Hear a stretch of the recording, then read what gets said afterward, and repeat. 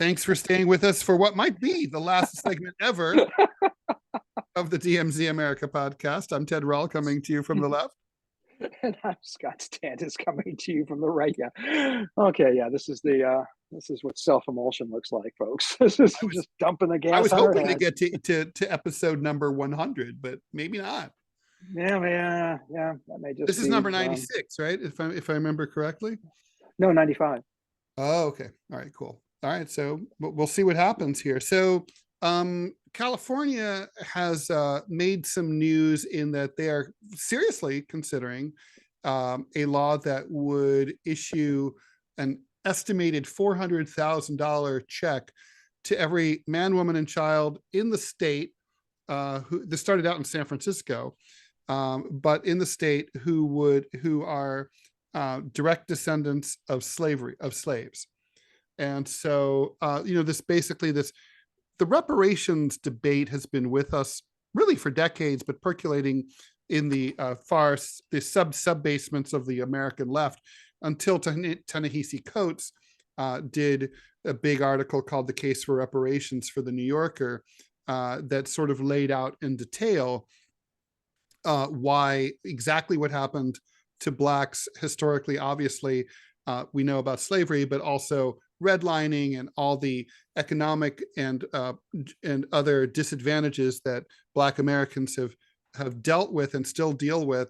And his basically very passionate and interesting argument that the way that white America or America in general or non-Black America can make a little penance is by cutting some big checks. Basically, the argument is that America was built on the blood and sweat and stolen lives and energy and stolen labor of enslaved Americans and their descendants. So therefore, but those descendants remain poor due to systemic discrimination. Therefore, in order to level the playing field a little bit, it's time to share the wealth. I think that's pretty much the... Yeah. I'll tell you what, I need to go take care of something real quick. Can we pause for just a moment? I promise I will. So the question is now, does this make, how do you feel about this, Scott? I mean, my first response is, I won't lead the witness. How do you feel about it? Well, I think it seems silly, and I don't want to be dismissive because slavery was horrific. The history of Africans in North America, California, which I did not know until recently, had an even more horrific history than I knew. Just read a book called El Norte, which is about the Latino and Hispanic history in North America, in the Americas, mostly focused on North America, and it talked about California a lot for obvious reasons.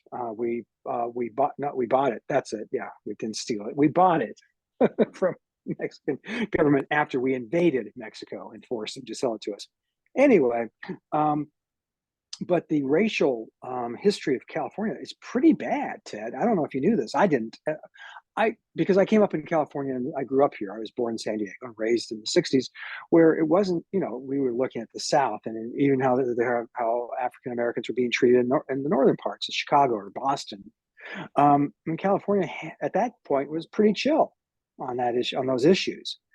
But now you look back and you say, okay, they weren't. They were actually pretty damned horrific.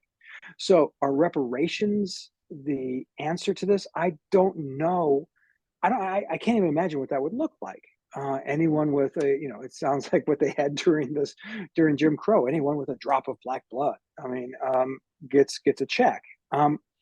I think there are other ways for reparations. I think firstly, you improve the communities that you mentioned, that you pointed out rightly, that are being discriminated against. So you can improve the schools, improve the roads, improve infrastructure, do the things that government can do, and spend more money there than you do, say, in wealthier or even middle class neighborhoods. That's one way to approach this issue that is much more practical, makes a hell of a lot more sense, at least in my mind, than just handing someone a check. Ted, what do you think? Well, so by the way, I just want to walk back what I said. Actually, the amount that San Francisco recommended was $5 million per person, plus Wow. a guaranteed income of $97,000 or more per person, plus personal debt forgiveness for qualifying individuals. The state of California is looking at $1 million. So for if all of this was adopted currently, you're looking at a total bill of over $800 billion for the state of California. In other words, close to $1 trillion for, granted, it's the most populous state, but man. That's 4 months of Ukraine. I mean, come on. That's what we spent. Yeah, well, given that fact, yeah, I mean, maybe we should just cut those checks, right? I mean, think of the economic stimulus. I guess, I mean, I could just imagine. So there are so many practical hurdles. I'm not going to talk about the morals of it, but I mean, okay, so first of all, what about people who are definitely descendants of slaves, but can't prove it? Because how many Americans can prove their lineage to, back to the mid 19th century? Very few. Things are pretty foggy here on the Rall side of things, and Are they? I've done some genealogical work. There's I mean, think of all the people who've been surprised to find out that they had African American ancestry. What percentage of heritage will qualify? Would a single drop of blood qualify? Would it be, 25%, 50%? Who knows? What about people who legitimately deserve it but can't get it? What about like wealthy Black people? I mean, if you're if you're worth hundreds of millions of dollars and because you're a successful business person, should you get the same as someone who's living in poverty? It's, I mean, there's just so many, or the benefit of like, so why should someone who has a huge family have like one check for each member of their family compared to someone who's single and maybe didn't have a family because they were broke or whatever? I mean, there's just so many problems with this. With I can't imagine the implementation. It's like, and But I guess let's be seems, clear. You're not against reparations, though, or are you? I guess it's like, no, I'm not against the idea in general. The problem is that, look, capitalism is extractive and exploitative. Slavery was the highest form of capitalism. It's literally perfect capitalism. It's what capitalists love. It's free labor. It's literally like I don't even have to pay you and I can work you to death. Man, that's a boss's wet dream, right?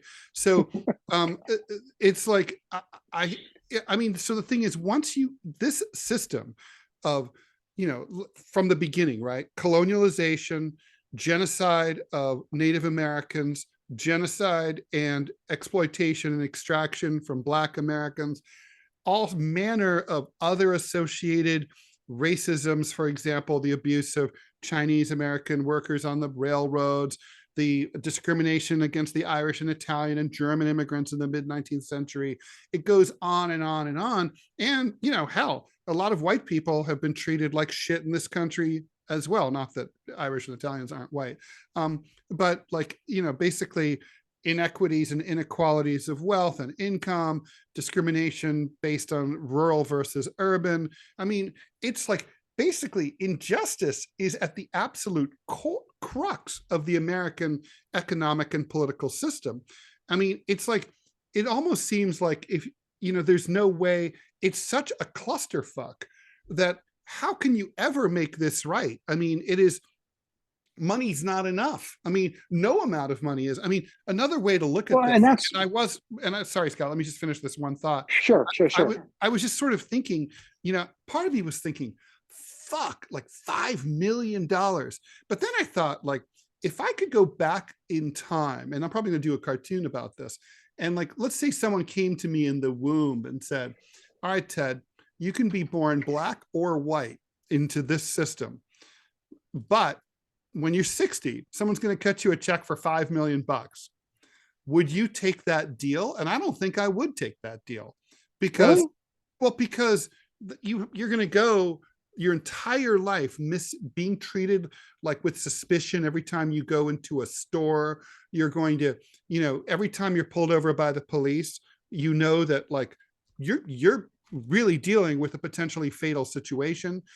You know that you're never being judged or assessed fairly. I mean, that's extremely demoralizing. Even if you don't live in poverty, even if you manage to somehow get a scholarship and go to college and do well, it sucks. And I'm like, I don't know if I would take that. I mean, Interesting. how much money would it take for you to basically agree in advance to a life of being discriminated against just because of the way you looked? Yeah, no, I don't wholly disagree with you, but I do. But you're pretty much just affirming what I said, is that handing someone a check like they're a lottery winner is probably not the way to address this issue. But how about this? Black communities, which tend to skew extreme poverty. How about say we're going to make the schools in those districts the best schools in our state? How about saying we're going to make the streets the safest they can be, and like with no potholes, the best lit? How about just, like I said, giving government services and government infrastructure, You mean give the doing what we priority. should have Yes, done from yes, the very yeah, beginning? exactly. I think I've told you this story before, but It is, we were reparations is a way of admitting that basically we will never do those things. It's a yes, way of saying, yeah. like, the system is inherently unjust and unfair, and we are unwilling and unable to fix it. And here's a check. Please stop making us feel uncomfortable. Yeah, and by the way, here's another thing that I just thought of. Okay, so the checks go out, the money's gone, the state's broke, right? The state of California no longer has money. Okay, so now 30 years from now, you know, is racism going to be gone? No. So I mean, there sure will be a lot of rich Black people, but the thing is, but will racism be gone? No. So those people who are born 20, 30, 40 years from now, where's their check for like the Yeah. systemic racism and discrimination? Why do Well, we given the stop the structure, clock right now in 2023? because given the structure you're mentioning, the presumption is this makes everything okay, and And then that's of just course it's not. like, and then what about Um, Latinos and people, other people who who've faced systemic. Everyone, that's my sister-in-law right there. Hi, sorry. Hello. I don't know what the hell she thought I was doing, but okay.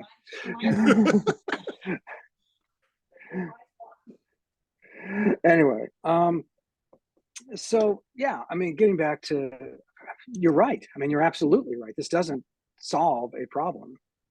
It creates a bunch of problems. I mean, the thing is, what's important about it is that it's a discussion. It forces America to stop and think, wow, we really fucked these people over and they are still suffering, and we should really do something about it. And I suspect that the reason that the advisory committee in San Francisco came back with such a big figure, I don't know how they calculated it, but I suspect that part of the reason they were able to justify it was to say, look, we want to make a statement about just how fucking awful racism is. And but let's compare this. I mean, back in the 1980s, President Reagan signed a bill authorizing payments to the survivors of the Japanese American concentration camps at Manzanar and other places, the Nisei. And those people, they had their freedom taken from them. They were abused. Their homes, their businesses were stolen from them. And then in the end, they received checks for $10,000 Yeah. American. And, and what's interesting is that they didn't really complain. They were just grateful to get the apology after so many years of being treated like shit. Think about like the core, and that ghost is still with us. Like Korematsu was a Japanese American who sued all the way up to the US Supreme Court and lost his case. He was denied any claim. He died. Why? Why did they deny the claim? Because they said it was because I think it was the Berger court or the Warren court came back and said, well, it was national security and President Roosevelt had the right to worry about national security, the end.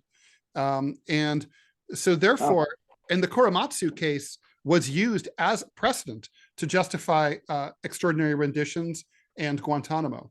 by the Bush administration. It's still on the books, still being used. So, it's not ancient history.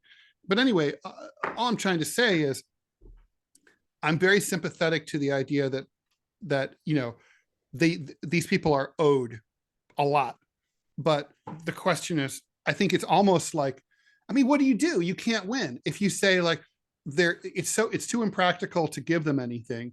We can't figure it out. Oh well, sucks to be them. That's not a solution. And then nor is it a solution to say, well, we're going to give all these checks, congratulations, you're alive in 2023, you're rich, if you live in California, but not if you live in Nevada. Yes. Offer not valid in Nevada. Or let's say you moved to California like a week ago. Do you get the check? I mean, the whole thing is so hard to work out. If you lived in California for 50 years and you moved out last week, do you still get the check? I mean, I don't know how any of this works. But I don't know. It's an impossible situation, I think.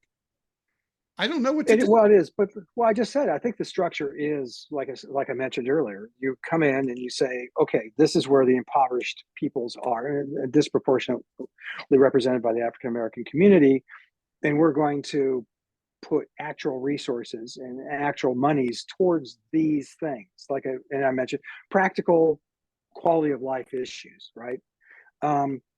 Versus, like I said, giving someone a check. I mean, I don't know practically how you do that. How does that work? So, but there is a way to get from point A to point B.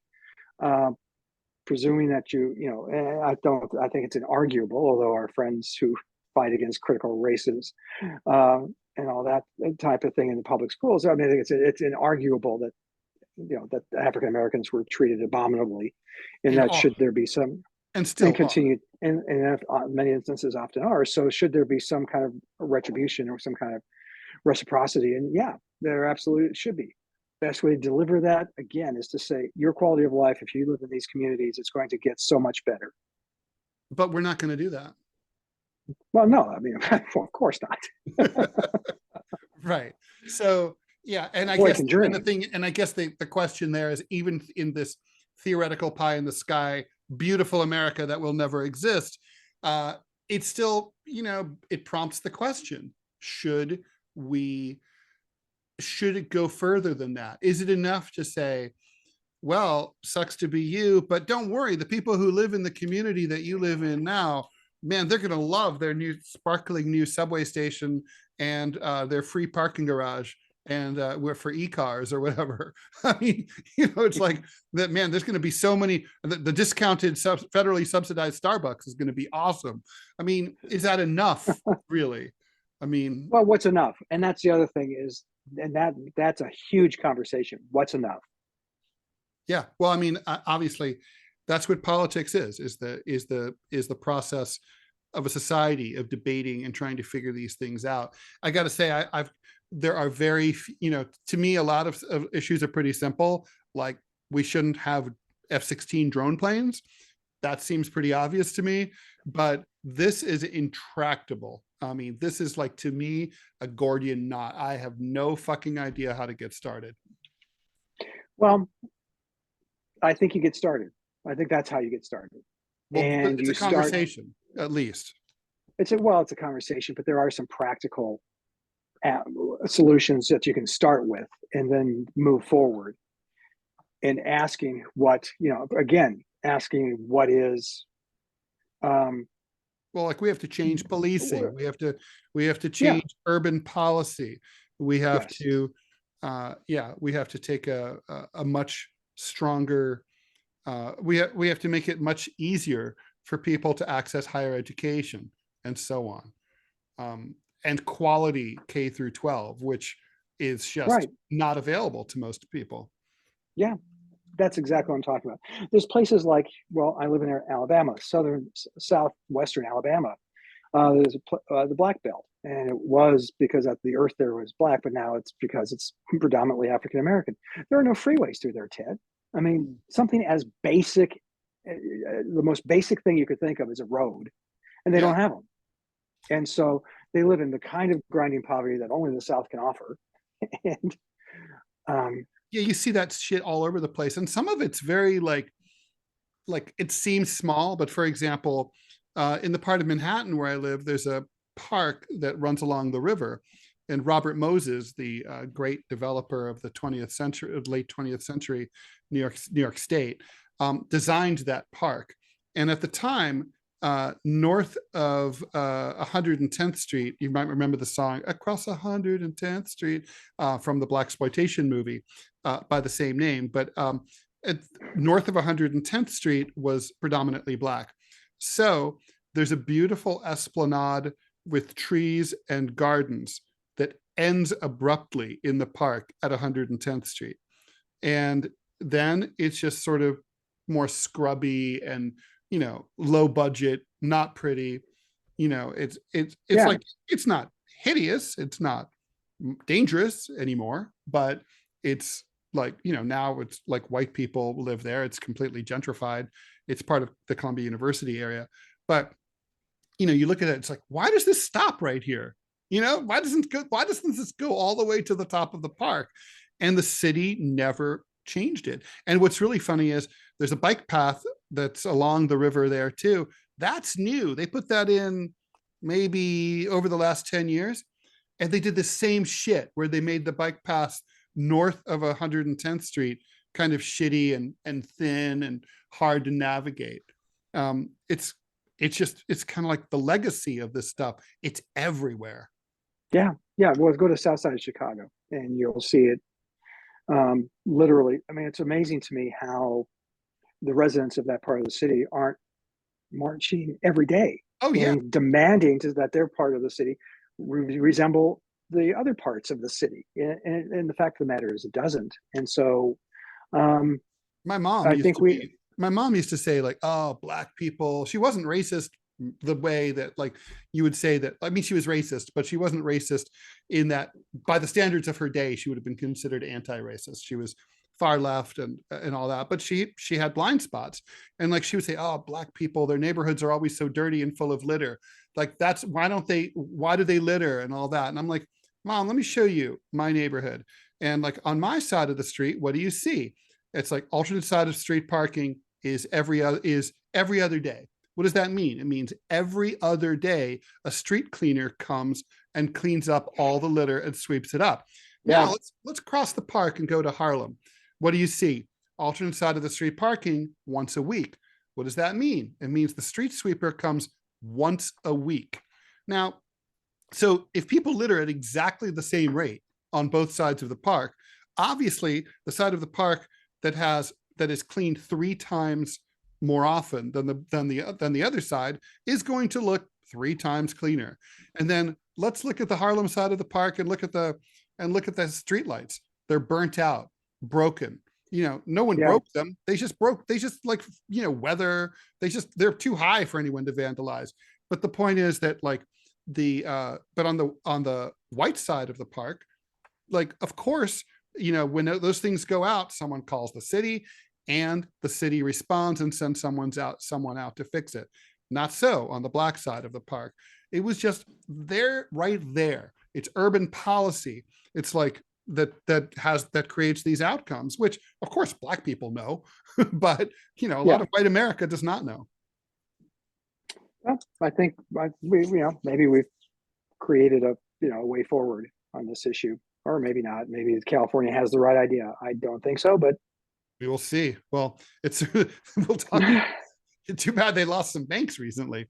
Anyway, they could have used those for this. Anyway, Scott, where can everyone find your work, assuming that we still have a show next week?